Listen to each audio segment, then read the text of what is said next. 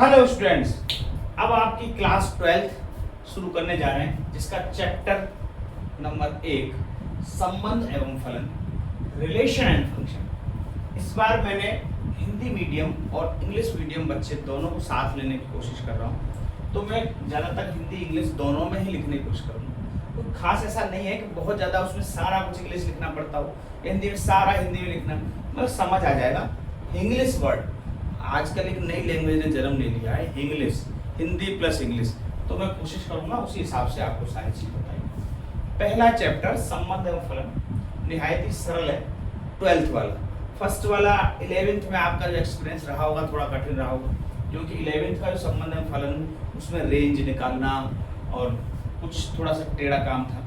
यहाँ उतना ज़्यादा कठिन नहीं है, चीज़ें सरल है, आप समझेंगे तो सब कुछ आसानी से समझ आएगा। पर मैं एक बार वापस से रिवाइज कराऊं 11th से संबंध एवं फलन। तो संबंध या रिलेशन कहाँ से उत्पन्न हुआ? तो हमने सबसे पहले चीज पढ़ी थी समुच्चय, सेट, जिसको हिंदी में बोलते हैं समुच्चय। समुच्चय की हमने डेफिनेशन पढ़ी थी। सुपरिभाषित पदों के संग्रह को समुच्चय कहते हैं, ठीक है। लेकिन यहाँ मैं बहुत सारी चीजें क्योंकि 11th में पढ़ चुके हैं, तो सुपरिभाषित पदों के संग्रह को समुच्चय कहते हैं। तो यहाँ जैसे ए, कोई मान लो ए समुच्चय है और इसके एलिमेंट मान लिए 1 2 3, ऐसे एलिमेंट्स मान लीजिए। एक दूसरा समुच्चय और दिया हुआ है, इसमें भी कुछ एलिमेंट मान लेते हैं, ए और बी, दो ही एलिमेंट मानते हैं। छोटे छोटे समुच्चयों की बात कर रहे हैं। देखिए ए है, ये बी है, दो समुच्चय हैं, इसमें 3 अवयव हैं, इसमें 2 अवयव हैं। तो अब यदि इनका रिलेशन, संबंध निकालना हो तो वो कहां से निकलता है? तो हमने एक चीज पढ़ी थी, कार्टेशियन प्रोडक्ट, कार्तीय गुणन। कार्तीय गुणन, कार्टेशियन प्रोडक्ट, जिसको अपन कैसे लिखते हैं? ए क्रॉस बी या बी क्रॉस ए भी लिख सकते हैं। यदि मैं ए क्रॉस बी लिखूंगा तो इसका क्या मतलब होगा कि मैं ए के एलिमेंट्स, ए के अवयव पहले होंगे और बी के अवयव बाद में। तो मतलब ए और बी का आपस में कुछ रिलेशन बन रहा है। तो ये 1 का ए के साथ में गुणा करेंगे तो, और ये 1 का बी के साथ में रिलेशन हो सकता है। फिर ऐसे 2 का ए के साथ में होगा और 2 का बी के साथ में। फिर ऐसे 3 भी है, 3 का ए के साथ रिलेशन हो सकता है और 3 का बी के साथ। तो जो ये रिलेशंस निकले हैं, कितने के निकलेंगे, इसकी संख्या कितनी होगी? तो हम एक चीज और जान लेते हैं, नंबर ऑफ रिलेशन कैसे निकाले जाते हैं। Number of relation A cross B, A cross B में नंबर ऑफ रिलेशन क्या होंगे? तो जब भी ऐसा पूछा जाए, इसको बी क्रॉस ए भी कह सकते हैं। यदि बी क्रॉस ए बोला जाएगा तो बी के अवयव पहले लिखे जाएंगे और ए के अवयव बाद में है। जैसे यहाँ 1a है तो a1 b1 a2 b2 a3 b3 ऐसे करके लिखेंगे, यदि इसे b क्रॉस ए बोला जाता है, ठीक है। तो ये आपको पता है, 11th की सारी बातें मैं एक बार रिवाइज करा रहा हूँ आपको। तो नंबर ऑफ रिलेशन मतलब संबंधों की संख्या a क्रॉस b में कितनी होती है, तो ये आपको पता होना चाहिए। तो यहाँ पे n number of element a into number of element B, A के अवयवों की संख्या गुणा बी के अवयवों की संख्या का गुणनफल ही हमेशा कुल संबंध बताता है। तो ए में अवयव एन ए, मैं लिख देता हूं एन ए क्या है, hashtag N A number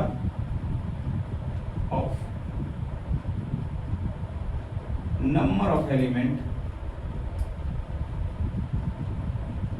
A समुच्चय में अवयवों की संख्या है। दूसरा एन बी, ये क्या हो जाएगा, नंबर ऑफ एलिमेंट बी समुच्चय में कितने अवयव हैं? एलिमेंट्स मतलब अवयव, मतलब ए समुच्चय में कितने अवयव हैं और बी समुच्चय में कितने अवयव हैं। ये एन ए रिप्रेजेंट कर रहा है इसको। तो N A into N B, तो एन ए में 3 है, बी में अवयवों की संख्या 2 है और इनका गुणनफल कितना है 6। देख लो 1 2 3 4 5 6 ही संबंध बनेंगे। तो यदि हमें नंबर ऑफ रिलेशन निकालना हो तो उसका तरीका ही है, तो इससे बने रिलेशन।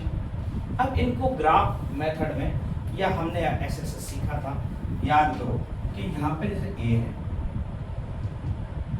यहाँ पर बी है, 1 2 3, ए और बी ऐसे। तो अब इनका जो रिलेशन बन रहा है, ए का बी के साथ में हो सकता है, ए का ए के साथ में हो सकता है। संबंध तो कैसे भी हो सकता है, ऐसे। इस प्रकार से अपन संबंधों को बनाते हैं। तो ए से बी में रिलेशन, इसको आर से रिप्रेजेंट करते हैं। यहाँ आर फॉर रियल नंबर नहीं है, आर फॉर रिलेशन है। ए से बी में संबंध इस प्रकार है कि ये ऐसे ऐसे जुड़े हुए, ठीक है। संबंधों को ऐसे दिखाने का हमने तरीका सीखा। तो इस प्रकार से संबंध, दो समुच्चयों के बीच में संबंध कैसे दर्शाते हैं, ये तरीका है। पर हम यहाँ पढ़ने वाले हैं संबंध एवं जो फलन है उसमें संबंध में टाइप ऑफ संबंध, संबंधों के प्रकार। तो सबसे पहले अपन जानते हैं संबंध के कौन कौन से प्रकार हैं, वही हमारे 12th में काम आने वाला है, ठीक है। उदाहरण,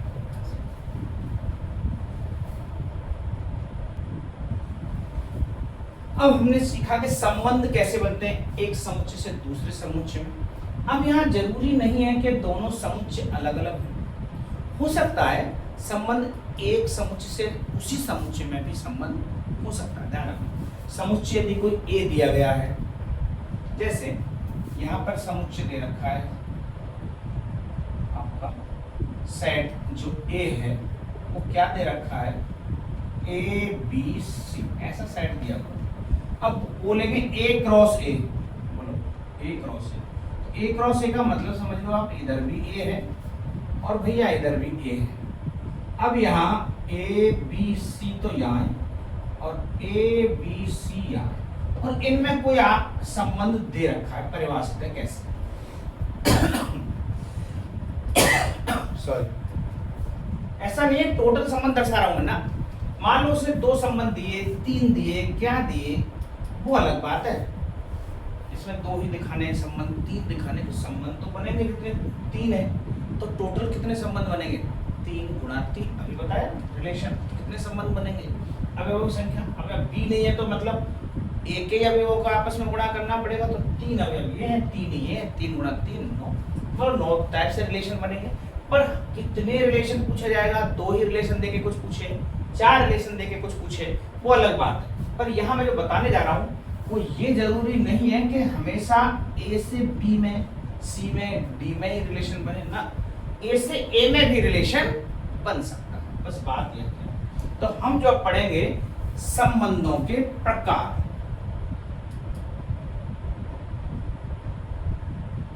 संबंधों के प्रकार,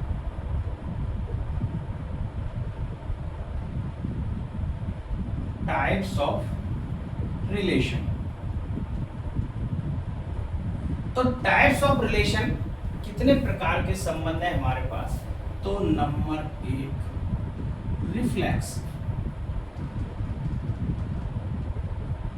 रिफ्लेक्सिव रिलेशन, अर्थात हिंदी में बोले तो इसको बोलते हैं स्वतुल्य संबंध। क्या होता है भी ये स्वतुल्य संबंध, तो स्वतुल्य जो संबंध है सेम अपनी डेफिनेशन से खुद ही अपना परिचय दे रहा है, स्वतुल्य स्वयं के समान। तो ऐसा रिलेशन जो खुद का खुद के साथ हो, जैसे यदि ए बी सी ये दे रखे हैं, मैं थोड़ा सा इसको मिटा के वापस से आपको बनाता हूं, ए बी सी, इसमें 3 एलिमेंट दे रखे हैं ए बी सी, और यहाँ पर हमने बनाया ये ए, ये भी ए, और ये ए है, ये बी है, ये सी है, यहाँ भी ए है, ये बी है, ये सी है। मैंने बताया संबंध तो 9 प्रकार से बनने हैं, लेकिन हमें केवल इतना दिया हुआ है, ए का ए के साथ है, बी का बी के साथ है, सी का सी के साथ है, केवल 3 ही संबंध दे रखे हैं, ठीक है। हमें दिए हुए केवल 3 ही संबंध। तो जो आप देखोगे स्वतुल्य संबंध क्या कहता है, जो इसकी डेफिनेशन है mathematically, if A belongs to A, यदि कोई A अवयव है और वो A, ये कैपिटल A क्या है, एक सेट है और उसमें मौजूद है ये A, तो इंप्लाई दैट इस A का खुद के साथ में रिलेशन होना चाहिए। तो A बिलोंग्स टू R, ये बिलोंग्स टू का साइन है, 11th में पढ़ चुके हैं, ये बिलोंग्स टू R मतलब R फॉर रिलेशन, तो मतलब खुद के साथ में रिलेशन होना चाहिए। ये स्वतुल्य की डेफिनेशन है कि यदि वो A उस A में मौजूद है तो। अब इत्तेफाक से मैंने A जो लिया है इसमें ABC है और याद देखो A इसमें है, इस A का मतलब ये फिक्स A ये नहीं है।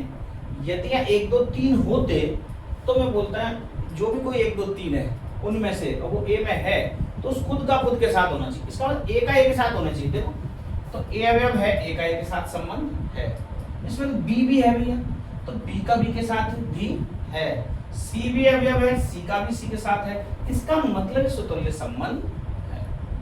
ऐसा होता केवल A का A के साथ होता और B का नहीं होता, C का नहीं होता, ये ध्यान रखना। तो चूंकि इसमें अवयव 3 है भैया, तो तीनों का ही तीनों के साथ होना अनिवार्य है यदि इसको स्वतुल्य होना है। और एक चीज हो, यदि A का A के साथ है, हमें पता चल गया भाई A का संबंध तो है और संबंध बनने टोटल 9, मैंने 3 दिखाए और A का C के साथ में भी दिया हुआ है, तो तब भी ये स्वतुल्य है। A का A के साथ होना चाहिए, ये बात कही गई है। अब A का C के साथ ही है, इससे हमें कोई मतलब नहीं। A का A के साथ में संबंध होना जरूरी है, यदि C के साथ में भी है उससे कोई फर्क नहीं पड़ता। या फिर C के साथ है और भैया A के साथ नहीं है, तब ये स्वतुल्य नहीं है, क्योंकि B का भी B के साथ है, C का C के साथ है चलेगा, लेकिन A का भी A के साथ होना चाहिए था। अब A का देखिए C के साथ में संबंध, तो स्वतुल्य कैसे संभव है? A not belongs to R। बात समझ में आ रही है? कुछ सवाल करते जाएंगे जब समझ में आएगा। ये अभी डेफिनेशन है, देखो स्वतुल्य, ठीक है। दूसरा है सिमेट्रिक रिलेशन, SYNNETRIC,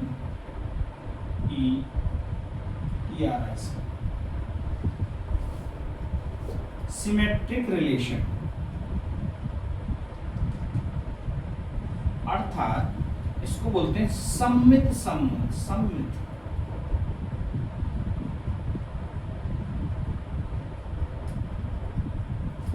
सममित संबंध, अब सममित की क्या डेफिनेशन है समझे कि यदि इफ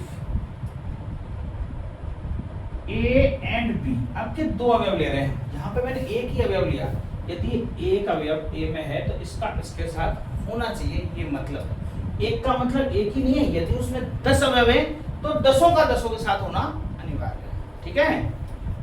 लेकिन यदि 2 अवयव, कोई भी 2 अवयव हैं तो चाहे उसमें कितने ही, और कोई 2 अवयव और बिलोंग्स टू A, उसी समुच्चय A में हैं, और ये दिया गया है कि A का B के साथ में संबंध मौजूद है, A B के साथ में रिलेशन है, ऐसा दे रखा कि भैया A का C के साथ में रिलेशन है, ये दे रखा है A का C के साथ में रिलेशन है, तो इंप्लाई दैट ये जरूरी है should be BA belongs to R, B का A के साथ में भी संबंध होना चाहिए, ये रिक्वायर्ड कंडीशन। ये गिवन पार्ट है, ये दी हुई आएगी, और ये B और A हमें सिद्ध करना होगा भाई इसका भी इसके साथ संबंध है, तब ये जाके सममित संबंध होगा। तो ये सममित संबंध की शर्त है। बात समझ में आ रही है? जैसे क्या देखते हैं जरा कि A का रिलेशन C के साथ में दिया, इसमें जो रिलेशन बन रहे हैं, मैं इन सब रिलेशनों को लिख दूं क्या? R रिलेशन लिखते हैं। तो इसमें क्या क्या रिलेशन दिया हो? A का A से दे रखा है, A का C के साथ दे रखा है, B का B के साथ दे रखा है, और C का C के साथ दे रखा है, ठीक है। इसको कहते हैं रोस्टर फॉर्म, इसको क्या कहते हैं? रोस्टर। तो अब देखें जरा कि A का रिलेशन A के साथ है, ए का रिलेशन सी के साथ है, बी का रिलेशन बी के साथ है।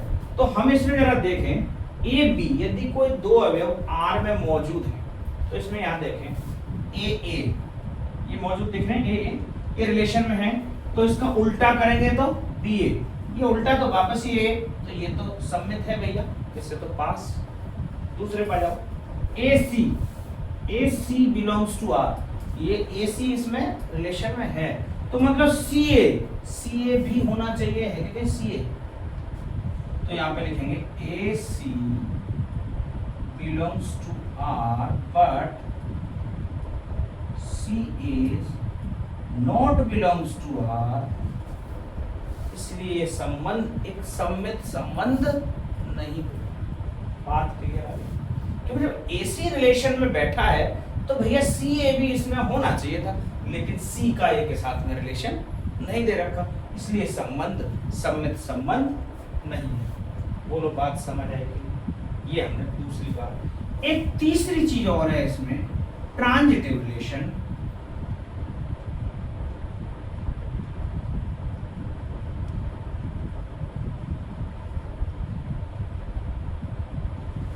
इसको हिंदी में बोलते हैं संक्रामक संबंध।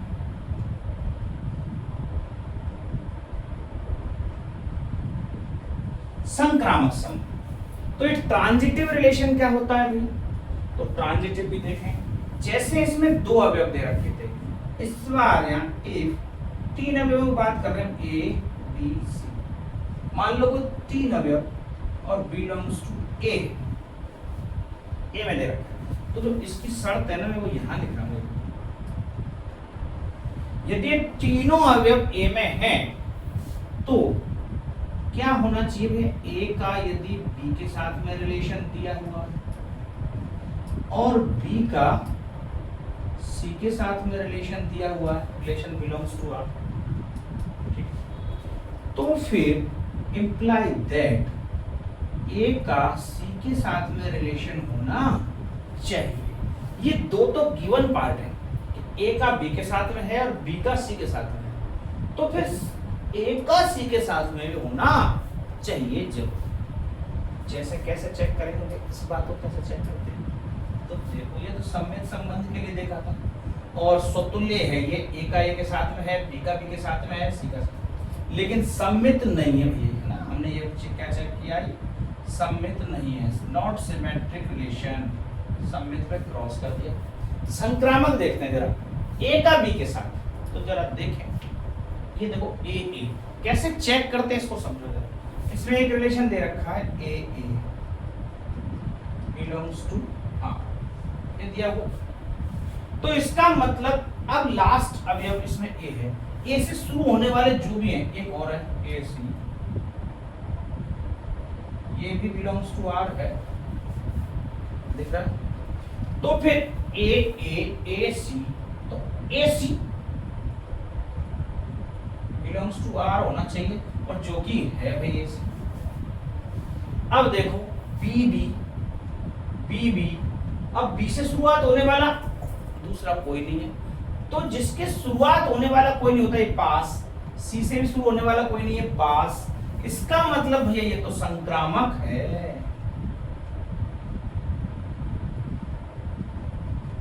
ट्रांजिटिव रिलेशन है, गौर करो, ए का ए के साथ दिख रहा था, फिर ए का सी के साथ, ए क्यों लिया? क्योंकि कंडीशन क्या है, ए का यदि बी के साथ में रिलेशन है तो बी पहले होना चाहिए, बी का सी के साथ में कोई रिलेशन है, तो मतलब इन दोनों का आपस में रिलेशन होना जरूरी है। तो यार देखो, ए का ए के साथ है और ये ए का सी के साथ में है, तो फिर ए सी तो अपना है, तो ये से कंडीशन बन रही है। ये बी बी सी सी जिससे स्टार्ट होने वाला कोई दूसरा नहीं मिलता, मान लो ए पे खत्म हो रहा है, ये बी से बी पे खत्म हो रहा है और बी से शुरू होने वाला दूसरा चाहिए, क्योंकि ये दो तो गिवन है भैया, ये तो दी हुई होनी चाहिए, दिया है, ये दो दी हुई आएंगी तभी तो तीसरी बात प्रूव कर पाएंगे। यदि ये दो नहीं दी हुई होंगी तो तीसरी बात कैसे प्रूव होगी बोला? तो एक तीसरी बात प्रूव करने के लिए ये कंडीशन दी है, ये है ट्रांजिटिव रिलेशन, संक्रामक रिलेशन। बस ये तीन प्रकार के संबंधी हैं बस इन्हीं पर आधारित कुछ सवाल है, देखते हैं अभी कैसे कैसे करेंगे बता।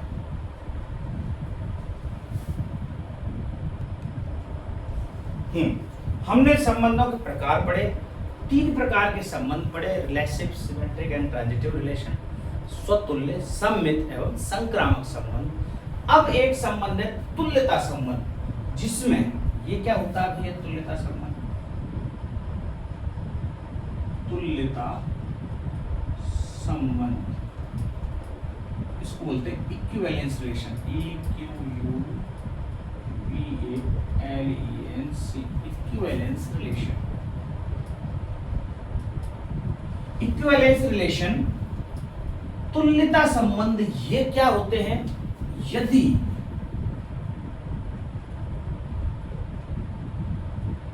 कोई संबंध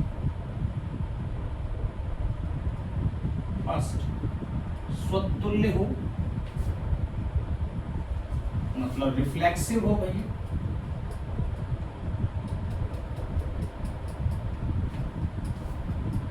सममित हो,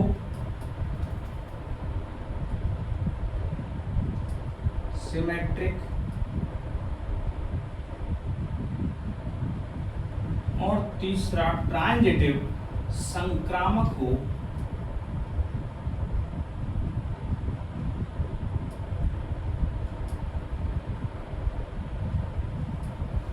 ऐसा रिलेशन जो तीनों ही रिलेशन हो जिसमें, उसी को क्या कहते हैं अपन, तुल्यता संबंध, इक्विवेलेंस रिलेशन, तुल्यता संबंध।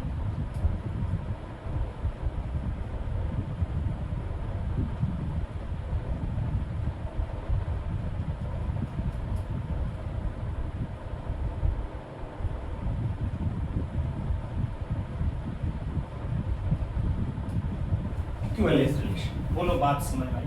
इस तुल्यता संबंध पर ही आधारित बहुत सारे सवाल हैं, जांच कीजिए तुल्यता संबंध है कि नहीं। इसका मतलब सीधा सा है, उसको स्वतुल्य भी होना चाहिए, उस संबंध को सममित भी होना चाहिए, संक्रामक भी होना चाहिए। यदि वो रिफ्लेक्सिव, सिमेट्रिक एंड ट्रांजिटिव तीनों रिलेशन हैं तो डेफिनेटली वो एक इक्विवेलेंस रिलेशन होगा, और यही जांच करने से संबंधित चीज है। अब एक चीज और आई, यदि कोई इक्विवेलेंस रिलेशन है, हमने कह दिया वो तीनों हैं भैया, जैसे मान लो कोई भी एक ए से ए में ऐसे कुछ दे रखा है 1 2 3, और ये भी ए है और दे रखा है आर, 1 2 3, और ऐसे कुछ रिलेशन इनमें आप सरी में दे रखा है, ए का 1 से है, 2 का 2 से है, 3 का 3 से है, और 3 का 1 से है, 1 का 3 से है, ऐसा करके कुछ बना रखा है, और कहा गया है कि ये एक इक्विवेलेंस रिलेशन है, ऐसा कहा जा रहा है। तो फिर इक्विवेलेंस क्लास, तुल्यता वर्ग, वो क्या होती है, जब कोई संबंध तुल्यता संबंध है, पहले तो अपन चेक कर लें क्या वाकई में है क्या तुल्यता संबंध। आर बराबर रिलेशन क्या क्या दे रखा है, रोस्टर फॉर्म में लिखें, 1 का 1 के साथ है और 1 का 3 के साथ है, 2 का 2 के साथ है, फिर 3 का 1 के साथ है, और 3 का 3 के साथ है। रिलेशन से इसमें भी 3 3 9 बनते हैं, हमने कितने बनाए हैं 5 5 दे रखे हैं, हमने 5 बना दिए। अब इसको चेक करते हैं भैया, तुल्य क्या खुद का खुद के साथ, तो इसमें कितने हुए हैं 3, 1 का 1 के साथ है, 2 का 2 के साथ है, 3 का 3 के साथ रिलेशन है, इसका मतलब स्वतुल्य संबंध है।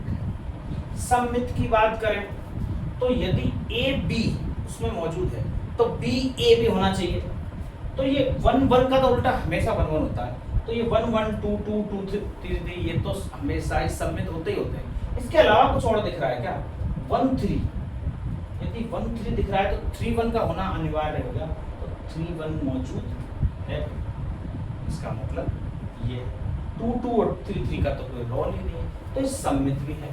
अब बात करते हैं संक्रामक की।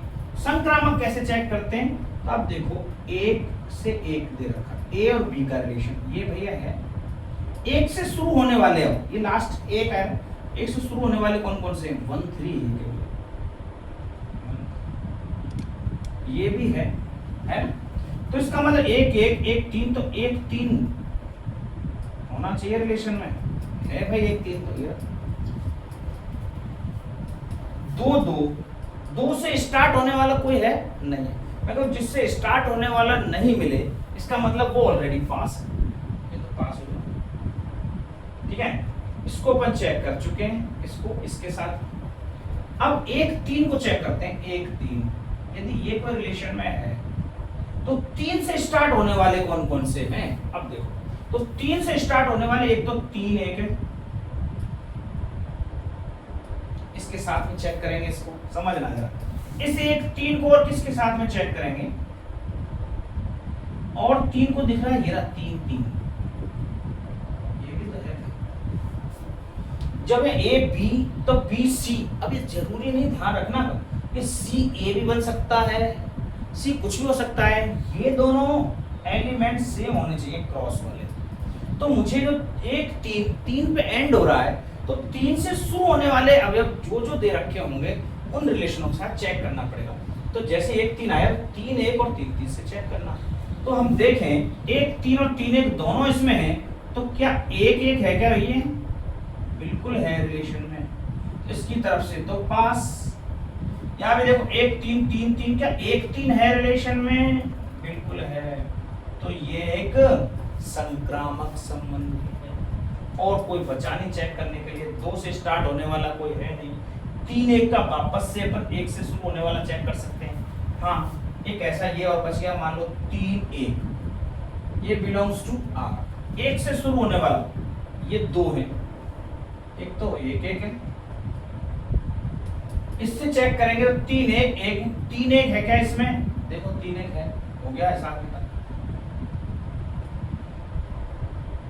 यहां से पास। अब तीन एक को केवल इससे चेक नहीं करेंगे, एक एक से शुरू होने वाला एक और भी है इसमें, एक तीन। तो तीन एक और एक तीन, तो क्या तीन तीन है?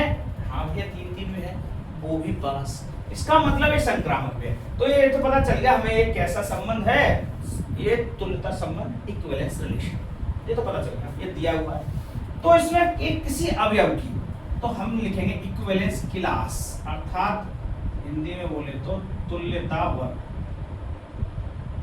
कभी कभी ऐसे पूछ लेता है तुल्यता वर्ग, इक्विवेलेंस क्लास। इस एक नंबर को ये ऐसे लिखते हैं, इसमें ऐसे ब्रैकेट में, एक किस किस से जुड़ा हुआ है। यदि ऐसा ब्रैकेट दिया गया तो भैया एक की जो क्लास होगी वो भी एक समुच्चय होगी, एक एक से जुड़ा हुआ है, तीन से तो एक और तीन, ये इसका आंसर। मान लो तीन की इक्विवेलेंस क्लास पूछ जाए, तीन किस किस से जुड़ा हुआ है? एक और तीन से, तो तीन का भी यही आंसर होगा। और दो का पूछा जा रहा है तो दो किस से जुड़ा हुआ है? दो, केवल दो से, दो की इक्विवेलेंस क्लास केवल दो। तो ये तुल्यता वर्ग अर्थात इक्विवेलेंस क्लास